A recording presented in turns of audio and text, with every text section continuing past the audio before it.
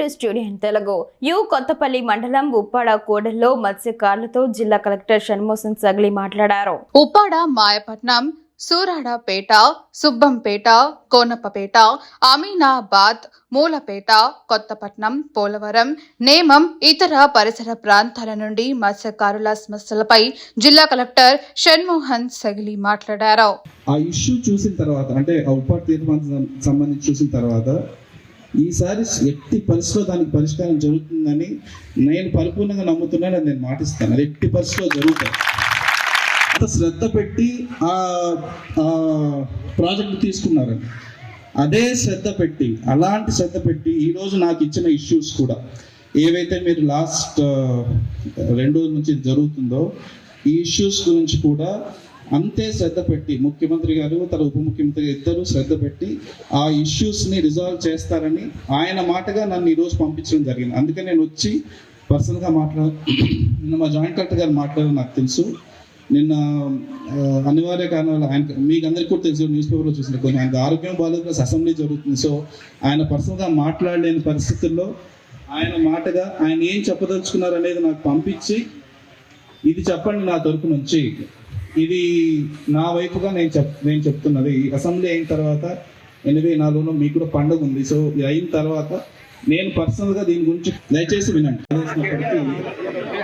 అనేది first time ఇప్పుడు ఒక పని చేస్తే అక్కడ ఇంకొక 50 ఏళ్ళు మళ్ళీ వెనక్కి తిరిగి చూడకూడదు ఈ గ్రామాలు అన్న ఉద్దేశంతో ఎక్కడ ఇంతవరకు దేశంలో ఎక్సెప్ట్ కేరళలో ఒక చోట చేశారు. ఆ తర్వాత ఎక్కడ చేయనంత పకడ్బందీగా ఒకటి ప్లాన్ చేసి ఈ నెలలో ఎట్లయినా సరే దాన్ని శాంక్షన్ తెచ్చుకోవడానికి ముఖ్యమంత్రి గారి వైపు నుంచి స్పెసిఫిక్గా ఒక లెటర్ రాసి ప్రధానమంత్రి గారికి, తర్వాత డిప్యూటీ సీఎం గారు ప్రతిసారి ఢిల్లీకి వెళ్ళినప్పుడు హోంమంత్రి గారితో ఇలాగా ప్రతిసారి ఈ ఇష్యూ అది కాదు కదా, ఇది ఎందుకు మాట్లాడుతున్నారు మీరు అనొచ్చు. నేను చెప్తాను ఒక 2 నిమిషాలు ఓపిక. నాకు తెలుసు ఆయన కష్టం అంటే ప్రతిసారి గవర్నమెంట్ వైపు నుంచి ఎంపీ వెళ్ళినా, లేకపోతే డిప్యూటీ సీఎం గారు వెళ్ళినా, సీఎం గారు వెళ్ళినా ఎన్నిసార్లు దీని గురించి కష్టాలు కానీ లేకపోతే మనకున్న ఇష్యూస్ని గవర్నమెంట్ దృష్టిలో పెడుతున్నారా లేదా ఆఫీసర్లు, పెట్టిన తర్వాత డిప్యూటీ సీఎం గారు కానీ సీఎం గారు దీని మీద ఎంతవరకు మనకి న్యాయం చేస్తున్నారు. నేను కొందరితో నేను పర్సనల్గా మాట్లాడు నా వైపు జిల్లా మేజిస్ట్రేట్గా నేను ఈ ఊరు వాడిని కుటుంబాలకు చెల్లించాల్సిన బీమా మొత్తం చెల్లింపు, ఉప్పాడ ఫిషింగ్ హార్బర్ దగ్గర దెబ్బతిన్న పడవలకు నష్టపరిహారం చెల్లింపు అంశాలపై అధికారులతో చర్చించాను. ఇందుకు తగిన చర్యలు చేపట్టాలని ఆదేశించాను. అలాగే మచిలీపట్నం, అంతర్వేది తదితర ప్రాంతాల్లో మత్స్యకారులకు వేట వెళ్లేందుకు అవకాశం ఇవ్వడం పైన ప్రత్యేక దృష్టి సాధించాలని స్పష్టం చేశాను. ఈ అంశాలపై కమిటీ నివేదిక కోసం ఎదురు చూడకుండా ప్రాధాన్యంతో పరిష్కరించాలని తెలిపాను. ఇది మేము నెక్స్ట్ వీక్ నుంచి నేను స్టార్ట్, ఇది ఆయన కొంచెం అసెంబ్లీ అయిపోతున్న ఆయనతో కూర్చొని ఈ 3 అంశాల గురించి ఇమ్మీడియట్గా ఏదో ఒక సొల్యూషన్ తీసుకొచ్చే బాధ్యత జిల్లా కలెక్టర్గా నేను హామీ ఇస్తాను. నేను ఈ ఊర్లోనే ఉంటాను, మీరు ఈ ఊర్లోనే ఉంటారు. మీరు ఎప్పుడైనా నా కలెక్టరేట్ రావచ్చు, నేను మీ ఊరికి వస్తాను. ఈ 3 అంశాల గురించి స్పష్టంగా ఆయన చెప్పింది ఏంటంటే ఈ 3 మాత్రం కమిటీలు గవర్నమెంట్ నుంచి జీవోల గురించి వెయిట్ చేయకుండా ఫస్ట్ ఈ 3 సెటిల్ చేయాలి. వాళ్ళు అడిగారు ఇది చేయాలి అన్నట్లు స్పష్టమైన ఆదేశం ఇచ్చారు. ఆయన కూడా ముఖ్యమంత్రి దృష్టికి తీసుకెళ్ళి దానికి సంబంధించిన మనీ ఏదైతే ఉందో రిలీజ్ చేయడానికి ఆయన ఈరోజు దానికి సంబంధించి ఒక లెటర్ కూడా నా వైపు నుంచి తీసుకున్నారు. అంటే ఏమేమి ఉన్నాయి, ఎవరెవరి పేర్లు ఉన్నాయి అనేది కూడా. ఫైనల్గా గౌరవ ముఖ్యమంత్రి శ్రీ నారా చంద్రబాబు నాయుడు గారి నేతృత్వంలోని కూటమి ప్రభుత్వం కష్టజీవులకు భరోసా కల్పిస్తుంది. ఈ క్రమంలోనే ఉప్పాడ మత్స్యకారుల సమస్యలను గౌరవ ముఖ్యమంత్రి గారి దృష్టికి తీసుకువెళ్తాను.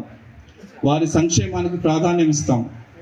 అసెంబ్లీ సమావేశాలు ముగిసిన వెంటనే నేను స్వయంగా ఉప్పాడ మత్స్యకారులతో కూర్చొని అన్ని సమస్యలపై సమగ్రంగా చర్చిస్తాను. ఇది ఆయన ఈరోజు అంటే మన పిల్లలు ఎవరంటే స్మార్ట్ ఫోన్లో ట్విట్టర్లో కూడా పెట్టడం జరిగింది.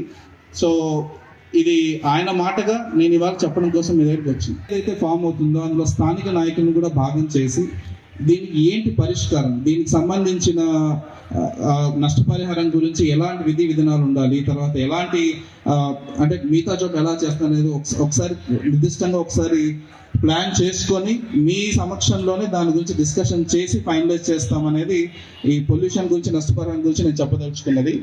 ఇది కాకుండా ఏదైతే ఈ ఫిషర్మెన్ అదే మన బోట్లు ఏదైతే అమీనాబాద్లో పోతున్నాయి డిజైన్ సంబంధించి ఇష్యూ ఉన్నాయనుకుంటున్నారో ఉప్పాడ సంబంధించి మీకు గుర్తుందో లేదో ఒక 3 నెలల క్రితం మినిస్టర్ గారు కూడా వచ్చి ఇక్కడ చూసి వెళ్ళారు అనమాట. మొన్న 15-16 బీసీ జనార్దన్ రెడ్డి గారు వచ్చి, మీరు కూడా ఉన్నారు ఆ రోజు అనుకుంటున్నాను.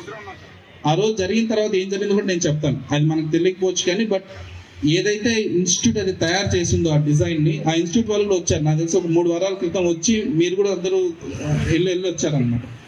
అక్కడ డిజైన్లో కొంత అడిషనల్గా చేయాల్సినది వాస్తవం. నేను చాలాసార్లు మన వాళ్ళు చెప్పారు కానీ అదేంటి అంత డిజైన్ చేసిన తర్వాత మళ్ళీ ఎందుకు మార్పు ఉంటాయని నేనే అనుకున్నాను. కానీ వాస్తవం ఏంటంటే మీ మత్స్యకార సోదరులు ఎవరైతే నాకు ఫస్ట్ టైం ఇది చెప్పారో అదే వాస్తవం. దాంట్లో కొంత మార్పులు చేర్పులు చేయాల్సిన అవసరం ఉంది. దానికి సంబంధించి మొన్న 15-16 కలెక్టరేట్ కాన్ఫరెన్స్ లో కూడా రిపోర్ట్ ఇస్తుంది. ఆ రిపోర్ట్స్ ఆధారంగా మళ్ళీ అడిషనల్ గా పని చేయించాలి. దాంట్లో ఆ పని చేయిస్తామని కొంత ఇంకా అడిషనల్ వర్క్ చేయాల్సింది, అది చేయించాలి. కానీ అంతలోపు కొన్ని ఫిషింగ్ బోట్లు కొన్ని పాడైన మాట వాస్తవం. దానికి గవర్నమెంట్ నుంచి రావాలి. అది ఎట్టి పరిస్థితుల్లో అక్టోబర్ 15 అంతా నేను మీ చేతుల్లో పెట్టే బాధ్యత నాది. అది నాది హామీ. డిప్యూటీ సీఎం గారి తరఫు నుంచి, సీఎం గారి తరఫు నుంచి ప్లస్ చొప్పున 18 మందికి ఇవ్వాలి. సో ఆ 18 మందికి 5 లక్షలు 15వ తేదీ లోపల, అక్టోబర్ 15 లోపల పడుతుంది. దయచేసి ఇది నా మాటగా, నా హామీగా మీ అందరి ముందు చెప్తున్నాను. అది 80% చేయిస్తాను. నేను మీ దగ్గరికి వచ్చి నేను మళ్ళీ ఆ చెక్కులు పంపిణీ చేస్తాను. ఆ రోజు మళ్ళీ ఇదే మళ్ళీ మాట్లాడతాను. ఓకే.